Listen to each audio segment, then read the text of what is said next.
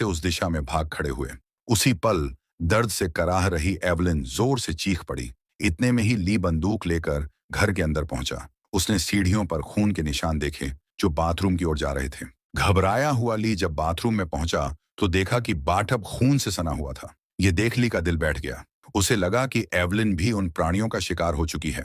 वह आंसू बहाता हुआ वहीं बैठ गया। पर तभी शावर रूम के कांच पर किसी ने हाथ रखा। ली की नजर पड़ी। वह एवलिन थी। एवलिन अब भी जिंदा थी। उसने इस खतरनाक स्थिति में भी बहादुरी से एक बेटे को जन्म दिया था। एवलिन को सही सलामत देखकर ली को थोड़ी राहत मिली।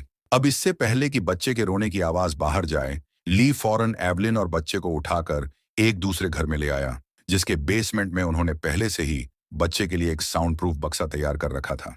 लेकिन बेसमेंट में घुसने से पहले ही बच्चा रोने लगा। बच्चे की आवाज सुनकर एक एलियन प्राणी तेजी से उनकी ओर बढ़ने लगा। ली फौरन बेसमेंट में घुसा और दरवाजे को एक मोटे गद्दे से ढक दिया। उसने बच्चे को ऑक्सीजन मास्क पहनाकर बक्से में रखा ताकि उसकी रोने की आवाज बाहर न जाए। तब जाकर ली ने राहत की सांस ली। इसी दौरान दूसरी ओर रेगन भी घर लौट रही थी। तभी उसे खेतों के बीच जलती हुई एक हल्की रोशनी नजर आई।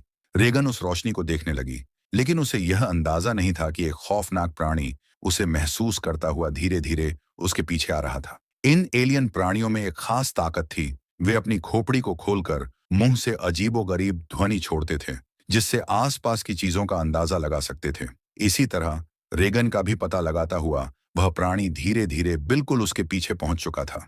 तभी अचानक रेगन की कान की मशीन से एक तेज और तीखी आवाज निकलने लगी, जिससे वह खौफनाक प्राणी तड़प उठा और अगले ही पल वहां से भाग गया। वहीं वह आवाज रेगन के कानों को भी चुभ रही थी, लेकिन जैसे ही प्राणी भागा, आवाज बंद हो गई। रेगन को समझ नहीं आया कि यह सब कैसे हुआ। वह इस बारे में ज्यादा नहीं सोच पाई और उस रोशनी के पीछे झाड़ियों में चल दी। जब वह रोशनी के पास पहुंची तो उसने देखा कि वह एक टॉर्च थी जो एक ट्रैक्टर के पास पड़ी थी। जैसे ही रेगन उस टॉर्च को उठाने गई, अचानक किसी ने उसका हाथ पकड़ लिया।